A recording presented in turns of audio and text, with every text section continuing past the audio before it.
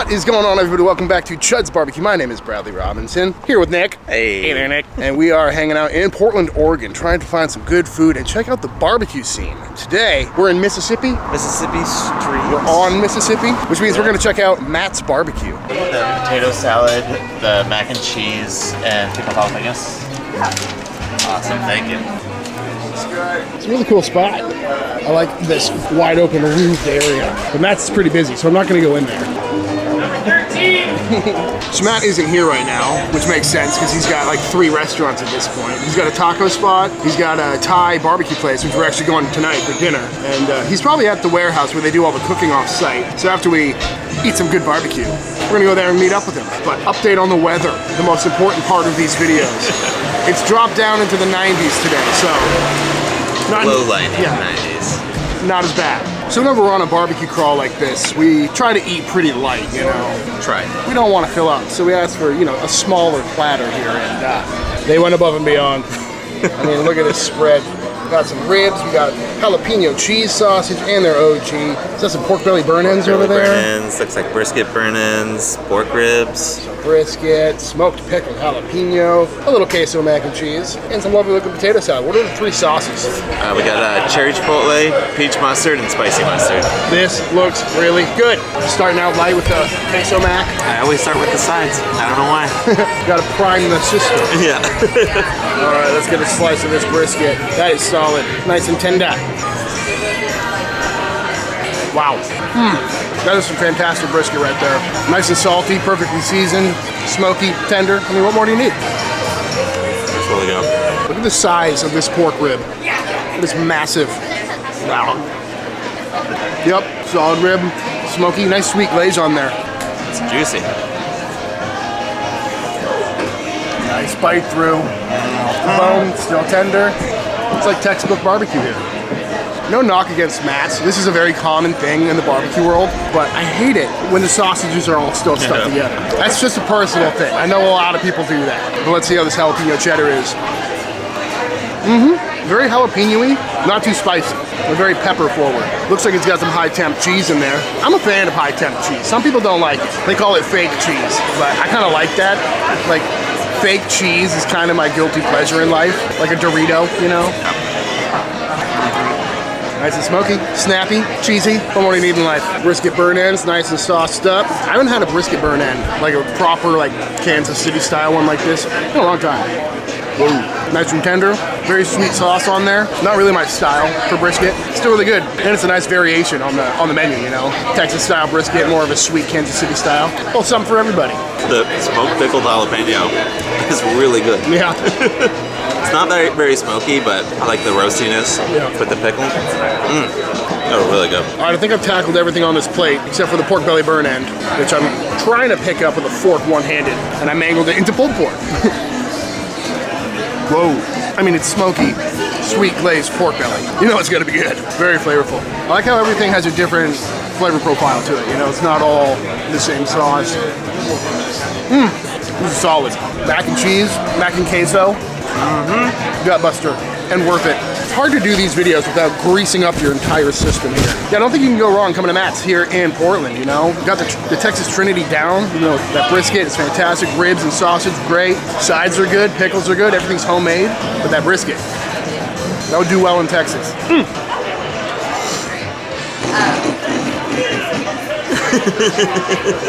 Done. How you feeling? Cool. Yep, same. What are we gonna eat next? We're about to head to the warehouse. Called the Uber, but it's 5 minutes away, so. Oops. So our Uber driver dropped us off in the wrong place and refused to take us to the right place, which is about a 20-minute walk. So now we're hoofing it on the side of the freaking highway here. That's great. We could make a quick change of plans. I don't know. When in Rome. Made it to the warehouse. Matt, how's it going, buddy? Oh, hello, Chud. Good to see you, man. Can I just call you Chud? Please do. I'm thinking about legally changing my name just to like make life easier for everybody. Yeah, seriously, it's 2 names. That's why Matt's Barbecue. Matt. Yeah, it makes sense. I was gonna ask if that's why you named it that. Yeah. But you texted me the address, you said you can come by the warehouse, and I thought you meant like a commercial kitchen, but this is a legit little factory you got going on here. Yeah, you know, for Portland, for the Pacific Northwest, we got a heck of an operation. We cook a ton of barbecue. Crazy. Yeah, can we look at the pits? Sure. We got 5 Mobergs. 4 Mobergs, 1 Sentex. The one on the end was built locally. That was my second pit. There was a time where you couldn't just buy a pit. Yeah. You'd have to like just make a drawing and hand it to somebody and hope it worked. That was like, honestly, I think the best time. Yeah. And I'm really glad that I learned how to cook barbecue during that. Yeah. So that's the pit down there. There's another pit. I'll show you the original pit. It's in the warehouse. It's out of commission right now. But yeah, started on one 48-inch long pit. We were doing 1 brisket a day. Well, I was the only employee in a cart I built myself from an old travel trailer I bought for $600. That was about 9 years ago. Filled that pit, sold out, built that pit down there, started selling out. Then we had a Lang that we cooked ribs on. I bought that from a guy off of Craigslist. How'd you like that Lang? It's fine. I'm not a reverse flow guy. It was the only thing that would fit in the very limited space we had behind the pit, and I got a really good price on it. It was like a $6,000 pit I got for $2,000. Nice. So we would cook 1 meat on it. So that would be Right. just cooking the ribs. So we could put like 20 racks of ribs on there, and we kind of had a good system, and then we could do the briskets and the butts and stuff on the big one. Right. And that was how we kind of made it all work. Yeah, But then, I do like cooking ribs on reverse flows. It Yeah. seems to be a bit quicker, kind of cooks it from the bottom and the top at the cook same from the time. bottom and the top. I think reverse flows are good for one type of meat. Right. If I want the temp to go up, I open the door. I want the temp to go down, I close the door. Obviously adding logs and other, simplifying it. Yeah. But like with a reverse flow, you open the door, the temp goes down. It's like, just doesn't always work right. You have to kind of like just get it set. It's almost like a charcoal cooker essentially. Right. So you kind of like really got to get those coals down and kind of run off of coals versus kind of that fresh burning hardwood. At least that's what we found in something so small. See, I'm not alone. I've been getting a lot of flack for my opinion on reverse flows. So I'm not alone. Just depends on what you want. Exactly. It's You all want to about- cook 20 baby backs? Get a reverse flow. Absolutely. You know what I mean? And it's all about what you learn on, what you have. Yeah, If I I think only any- ever had a reverse flow, I'm sure I'd be great at I it. found not just a traditional offset just always makes the most sense for me when cooking, especially when cooking briskets. You know what I mean? Yeah, It's built to absolutely. cook a brisket. So anyway, cut to a couple years later, we got this warehouse, picked up 4 Mobergs. That was fun. Yeah. Seeing them come on a big flatbed and Yeah. pulling them off. That was a really great day. We would get people, it was funny, people that followed us on like Instagram or whatever would take pictures of it like in like Arizona. Really? They would be like, are these your Mobergs? It's on its Because way. they were like, people were taking pictures, sending me videos along the way of That's like so the cool. smokers on the trip, which was sick. Yeah, now we have this giant thing. We've got this called a Tootsie Smoker. Try to replicate what they have in Snow's Barbecue. So at Eam, which is a restaurant I'm partnering, it's Thai barbecue. We'll do baby backs on that. So real charcoal baby backs, which like really goes well with Thai stuff, and then we'll cook pork steaks on that as well, Gotta love with all that. these like Thai accoutrements and stuff.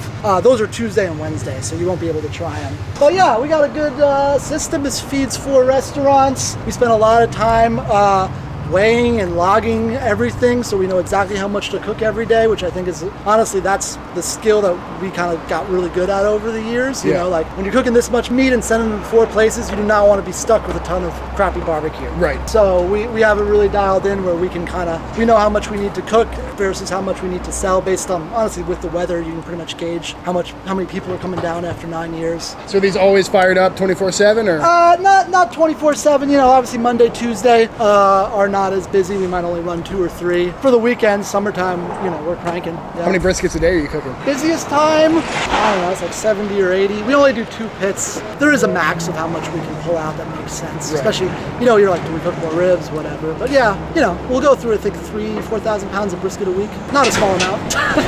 How is it sourcing everything, like wood, briskets, that sort of stuff? We are buying all the oak wood available probably in the state of Oregon, or as much as we can. Yeah. We got a good, over the years we get a good people. Yeah. There's a big logging industry. Right. So then the firewood is like a byproduct of that. So there's like guys that go through those, when the big logging trucks are done, then they send in the little guys and they chop down the trees that they can't get to, and that's what the firewood industry is kind of built on. We're doing 60, 70 cords a year, Yeah. So you got to make sure you have some good people to supply you when you're doing Absolutely. that much. And we're using Western white oak. Oh, nice. So that's most similar to post oak. I was going to that you say, it get up tasted here. pretty much identical. Yeah. It's a different smell for sure. You smell, every time I go down to Texas, that's post oak. Right. That smells like special. It's very unique. What do you got on right now? Brisket, ribs, standard stuff. I don't even know what's in all of these. Ooh. So, as you're probably familiar, these are briskets. I've seen those before. Upper Choice, Brant Farms. They're good. We like them. They're a little on the small side, but like I said, like everything, you just develop a system with what's around, right? You know what I mean? Like, so we're taking that little wing, you know, that you're gonna lob off. Yeah. We're smoking them separately. We'll smoke them, you know, salt and pepper. We'll smoke them for about, basically when it's time to wrap them, once we get a good bark on, we'll just throw them in a hotel pan, foil it, steam it up, which is the best way to kind of cook them evenly, and we'll use those as our brisket burn ends. Nice. Which were those, did you get those today? I did, yeah. Yeah, it's really hard to be a successful barbecue business because it takes so much time and everything's so expensive. Yeah. And yeah, to get this big, you kind of got to figure those things out to survive, especially like during COVID and stuff, you know. Being open and making people happy is a struggle, you know. Absolutely. So, you want to keep looking at some more pits? Yeah, let's do it. I'm so jealous that you get to have this like wide open space. Like in Texas, everything has to be screened in and enclosed, so it's like super hot all the time. Yeah, it's relatively cool here. I would never cook barbecue in Texas, man. It's so hot. Yeah, it's awesome. It's crazy. So our thing is we get to cook barbecue in the rain though 6 months out of the year. So that's another challenge. I I think cooking in the rain is really easy. It's a high humidity environment, right? You know what I mean? Don't need a water So pan. I would say that it's almost easier to cook barbecue in the rain for me, and maybe that's just because I've done it so much. I do like the setup though. Sausages. Where, you know, you're out here just by yourself. You don't have any customers staring you down.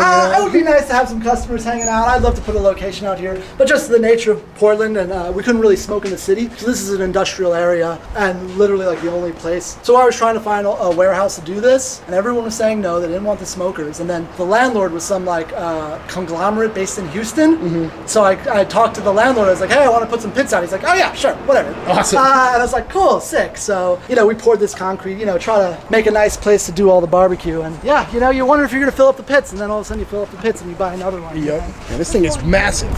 So this is actually, we learned this from Interstellar Barbecue. When we were down there, he at wrap time, because you know, like you get so much juice in the butts. Right. So at wrap time, he's throwing them in a hotel pan, and then he saves all the juice that way. Okay. So that's what we're doing now. So when we're ready to wrap, we throw them in hotel pans. We get to keep all the juice and the fat. We have to pour some of it out at the end. Right. But then we're basically re-seasoning our sauce for the pork butt, for the pulled pork, is just the cooking juices. That's awesome. And that way you can use all the 5 different sauces. We don't want to hammer with a bunch of vinegar and then you put a different sauce on it. It's weird. So it's a pretty neutral when it comes on the plate, and then you can add whatever sauce you want later. It must be a lot quicker too than individually wrapping each butt.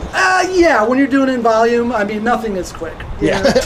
But Look at this little guy. yeah. So yeah, this is the second smoker that I built. It's like, how long do you want the stack to be? I'm like, I don't know, 4 feet, whatever. Obviously, it was drawing like terribly. So then I went to another sheet metal guy. We did this. You know, this smoker. This is like a little bit. Everyone does it the same. Yeah. This thing, it was like I needed to put this here. I had to put the ribs here. If I put it over too far, it would burn. Yeah. This for me, It's got like, character. yeah, if you want to learn, like, there was no Chuds BBQ YouTube where I can learn all the tips and tricks or whatever. There was no even Aaron Franklin barbecue book when I was starting. Yeah. Like, you know, you just throw wood on the fire and you slice it the next day, and maybe it's good, maybe it's not, and then you just kept learning. And because I was cooking 1 brisket a day, I could kind of learn how to cook 1 really well, then 2, then, you know, really slowly, organically kind of figured this out. You know what I mean? Like, it was good when I started, but really took the first couple of years to really figure out how to make barbecue, especially on a pit like this where it does what it does, and the hot spots are weird. Yeah. And you just figure out what makes sense on it. You just gotta learn the pit the hard way. Yeah. Wood. And you got all the toys back All here. stuff and shit. Anyway, this is a little out of the way. This is what I started. Oh, really? To give you an idea of the humble beginnings, Yeah. as they say. Same thing, I designed it. I wish there was term, you know. But I did draw it, do a builder, and they whipped it up, and then you just figure it out, you know what I mean? Definitely too small to run a business on, but I didn't know that at the time. I'm glad you kept it. You know, always Yeah, reminds I'm you never where going to you get came rid of from. that. I thought I would bring in my backyard, but it's like, I'm not making brisket. Right. What are we doing here? So 2 taco trucks, 1 Matt's barbecue, and Ian. And Ian, Anything yeah. else on the horizon? We're gonna chill out for a while. I still have we're working on bacon. Probably just do like the sickest breakfast sandwich you've ever had, just with like incredible bacon. Super simple, you know, but we're dealing with pit space and stuff, so now it's like, well, on Tuesday, in these 6 hours, we've got a little bit of pit space, so kind of having to think that way now, because I'm not buying more smokers. Yeah, like, I don't think you we're need any done. more. You know what I mean? So, yeah, there's always some ideas, but at this point, we're just so big, and just keeping this massive ship going, you know, and keeping the quality up is enough of a challenge, I guess. Yeah, You know. always is. Well, you're killing it, man. The food was fantastic. Yeah, sick. And I think Eam, you're gonna freak out when you see Eam. Yeah, we're going to so Eam good. tonight, and Yeah. hopefully we'll swing by and get some tacos. I went to Eam 2 years ago, Oh, you and did? it was one of my best meals. I immediately told Brad when I Yeah. got back, Yeah. he's like, you gotta go to Eam. I think a lot of like the fusion barbecue stuff can be a little too fusiony and gimmicky. I think what we do at Eam is we really make just Thai food that happens to have barbecue in it. Yeah. Like, you know, and I think that's like the secret of Eam. Like, it's Thai, and then you're going like, huh, why is this brisket in my fried rice smoked? Do you know what I mean? Yeah. Like, All right, Matt. Well, again, thanks for having me out, Chud dude. Brad, good to meet Chud you. Brad, See that's you it. again. Did you tell Absolutely. the story how I met you on your like 3rd day of work?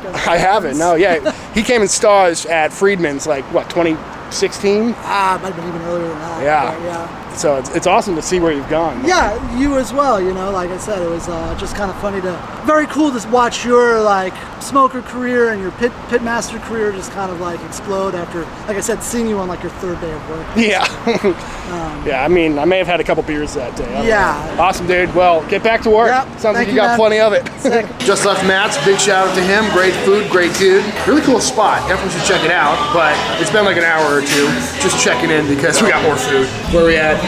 We are at Tulip Shop Tavern. That was hard to remember. Tulip Shop Tavern. That's why I asked you. But they got some really good looking bar food. Yeah, smash burger and some wings. Perfect. Yep. And a cold beer. Here's the ultimate test of if I like this place or not. Is that ranch or is that blue cheese? That is blue cheese. I like this place. Instant review. That's fantastic. It's really good. Dinner time has rolled around. We've digested. How you feeling? Feeling good. Yeah, just had a beer. And now we're gonna go check out Eam. You've been here before. Every time you get on camera, you just had a beer. Well, we did. I think we've only had 2 beers today. 3. We had one at the wing place. Yeah. So we're pacing ourselves. See, it just looks like we're partying our asses off all the time. Yeah. We cut out the boring parts. Yeah, but yeah, some Thai barbecue. I don't like the word fusion, so I'm not gonna say it. Yeah. So you've been here before a couple years ago, right? Yeah. What'd It was you have? amazing. I got the masaman curry with smoked lamb shoulder, and we're gonna get it again because Brad needs to try it. He won't shut up about it. I don't even know this place was owned by Matt. He's been talking about it for years, so I'm excited. How cute. Mine's normal. Hey, dude. Brisket nam prick num. I don't know what that is. Peanuts, cilantro, red curry sausage. I would suggest share. Exciting. Peanuts on the side. Yep. Whoa, very smoky. Oh, good spice to it. Mm-hmm. Yeah. Beautiful plate too. It's a sauce. That sauce is really good. Loud. Oh yeah, that's real good. Now you're doing it properly. Yeah. Honestly, much better in lettuce wrap form. So good. They sent us out some of this cauliflower. I don't remember what he said. It was a lot. Yeah, it's fried cauliflower. That's a vegetable. We'll see. That breading is perfect. It's nice and crispy. Yeah, tempura style. How's that light treating your face? It's really tough. It's happened to you like 6 restaurants so far. Little chili jam, fish sauce, tempura, fried, peanut topped with cauliflower. Yup. That is phenomenal, dude. Yeah. So much flavor. So crunchy. This shrimp salad is so good. So good. Grapefruit, crispy shallot, lots of herbs, really fresh. Highly recommend that one. I always love a watermelon feta salad in the summer or something, but this tops it for freshness. absolutely. It's so good, so refreshing. All right, next up, we've got the pork belly burn ends with Thai chili, Thai basil, non-prick plop, which is that, right? No. Different? This is non prick num. Oh, okay. That's no. Oh, I mean, if you look at it, you can tell it's completely different. It's very different. And there's a fried egg, which you need to crack. Oh yeah. Oh, yeah. There's all that sauce in there. That's a beautiful dish. I've never seen smoked pork belly burn ends look like that. Yeah. Oh man. Struggling? Trying to get the perfect bite. It's solid. Wow. I just had a bite. There's so much flavors going on, you know? And that egg with the yolk, I'm a sucker for a runny egg, so that's very tasty. That dish is perfect. Barbecue meets Thai. Yeah. Like the belly is smoky and delicious, but it's also spicy from the rub. Yeah. And then everything else is just, makes for a very tasty bite. I'm glad we got that. It's rendered perfectly. It's crispy, it's smoky, so good. Really spicy though, and it's still hot here, and I'm starting to sweat. Yet again, we tried to not order an exorbitant amount of food, but you know, they decided to take care of us, which I appreciate. But we got this lamb curry. What's in that? Salmon lamb curry. This is the one I got the last time I was here, and I told you need to get it. Roasted potatoes, onions, fried shallot, coconut cream, smoked lamb shoulder. We love lamb. Yeah. Then the white curry. That's what we do. Then the white curry over here full of brisket burn ends. Yep. Roasted cauliflower, coconut cream, green onion, fish sauce. We are gonna be full tonight. Is it as good as you remember? It's so good. Like, who would have thought coconut and barbecue would go well together, but like smoky coconut, like, yeah, that does sound really good, and it is. This whole bowl is just super smoky from that lamb in a good way. It is very good.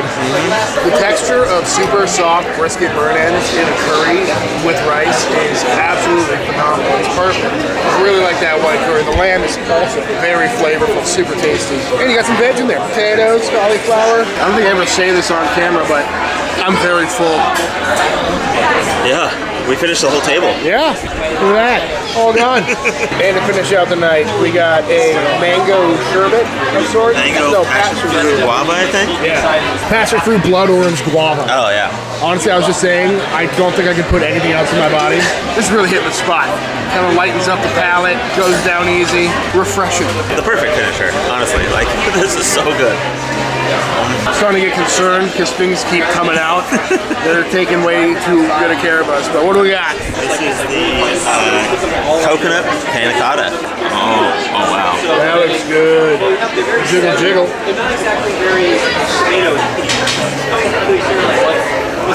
Really good. I gotta say, I was kind of collecting the dishes in my head of what I was gonna talk about on the outro here. Like, that cauliflower was so good. That sausage wrap thing was so good. But it just kept going. Like, everything was great. Yeah, all around the meal was phenomenal. One of the best meals I've had this year for sure. Highly recommend it, especially if you're in the barbecue world. Takes you out of the comfort zone just a little bit, but then it brings you right back in. Very good. We gotta make some curry when we get back. Yeah. Coming up. And just like that, back at the hotel room, Shark Week is on. But major shout out to Matt and the whole team from Matt's Barbecue and Eam. That was an amazing day of really good food. Barbecue is top notch if you're in the Portland area and you're craving some good Texas barbecue. I highly recommend heading over there. And Eam is just a fantastic restaurant that happens to have barbecue elements to it. That place was packed out. Everyone seemed super happy. I loved everything we were served, and we got leftovers. We didn't eat all of it. But amazing food, amazing hospitality. Shout out to everyone working. And I am very full, so I don't think I'm gonna eat for a while. And it's also really cool to see how barbecue can thrive outside of Texas, you know what I mean? But all that being said, if you enjoyed this video, let me know by hitting that subscribe button, let YouTube know by dropping a like on this video. If you try any of these places for yourself, be sure to tag me on Instagram at Chuds BBQ. I'd love to see where y'all are eating. If you have any more suggestions on where we should go in Portland, be sure to let me know in the comments down below. Big shout out to all the Patreon members. Thank you for supporting Team Chud and allowing me to make all these videos. And until the next time I see you, please go cook something outside. Peace!